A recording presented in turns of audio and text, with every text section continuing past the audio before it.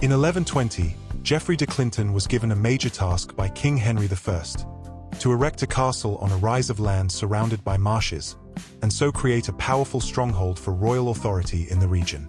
This mighty fortress was named Kenilworth. Join me as we explore what remains of this vast and mighty fortress after many centuries. It will be a challenge, and we shall climb many stairs together. And perhaps, along our journey, I might tell you something of Kenilworth's long and fascinating history.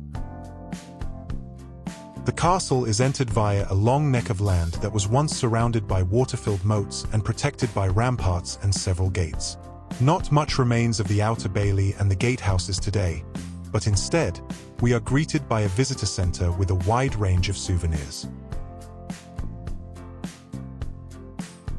For much of its existence, Kenilworth was held by the English monarchs and was continually expanded and improved over the long centuries. Thanks to its sophisticated defenses and a system of water-filled moats and man-made lakes, it was practically impregnable throughout the Middle Ages. It even withstood a 6-month siege by royal forces when Simon de Montfort, holder of Kenilworth, rebelled against his brother-in-law, King Henry III.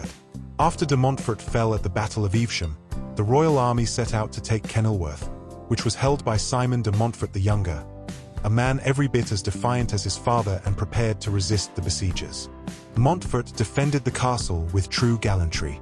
Although the attackers brought a great number of siege engines against the walls, the siege only ended in a peace treaty once the defenders' food supplies had finally run out. This 6-month-long siege was one of the longest in English history, with the defenders holding out for a full 172 days.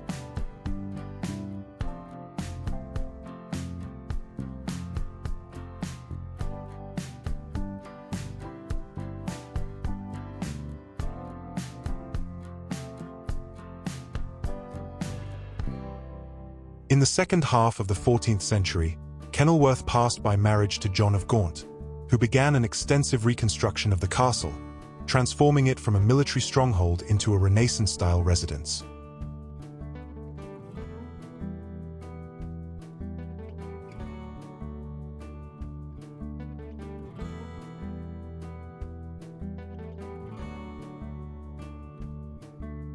While not much remains of the so-called Gaunt's Tower, we can still admire the ruins of the Great Hall, designed to welcome the most distinguished guests.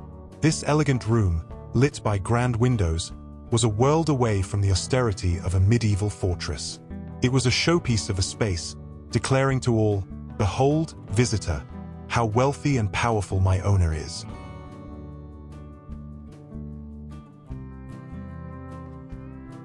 As you can see, the floor of the Great Hall was actually 1 story higher.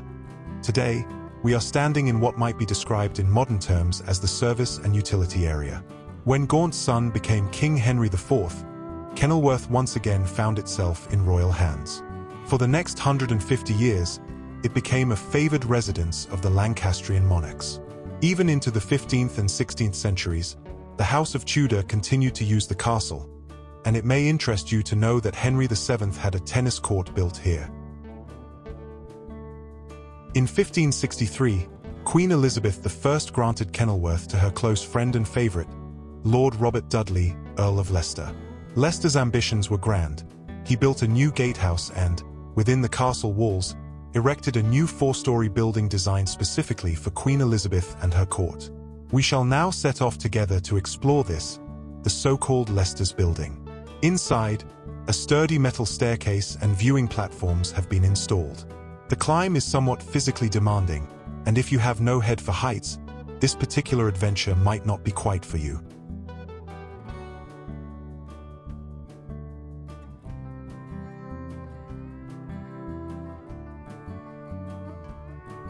But if you decide to climb up, you can enjoy the same breathtaking views as the Queen of England once did.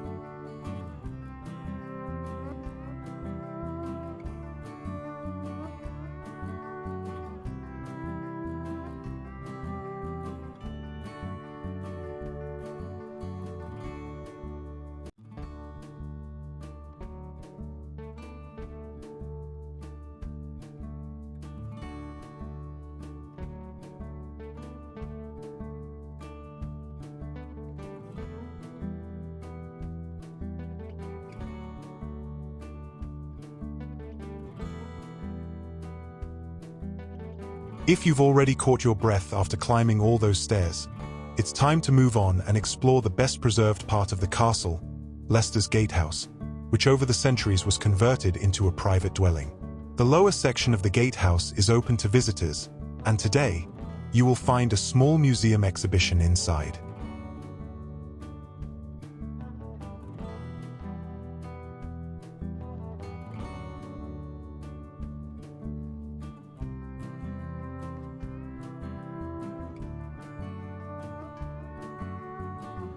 Leicester also established a formal knot garden, the appearance of which was reconstructed in 2009 based on historical illustrations. It is said that he took great pleasure in strolling here with his beloved queen, who was a frequent guest at the castle. It is worth noting that the stones for all these ambitious building projects were sourced from Kenilworth Priory, which had been dissolved by Henry VIII. Its remains lie within sight of the castle, and although only the church and a fragment of the gatehouse survive, the site is certainly well worth a visit. Note the dressed stones used to build the terraces in the cemetery.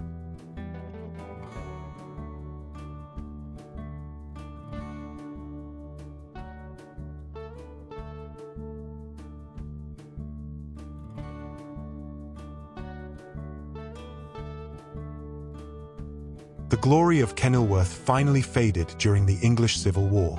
The castle was taken by parliamentarian forces virtually without a fight, as the garrison showed little desire to lay down their lives for the king.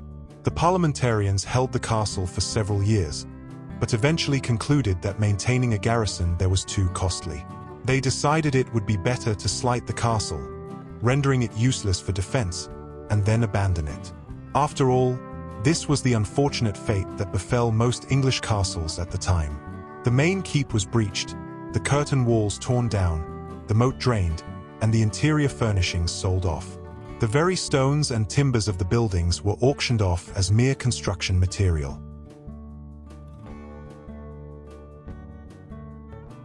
This is how Kenilworth was captured, shortly before the Civil War, by the Bohemian Protestant exile, engraver and draftsman Wenceslaus Hollar.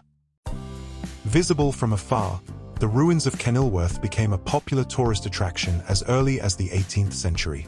By the 19th century, the crowds of visitors had grown so large that it became worthwhile to print dedicated guidebooks for them.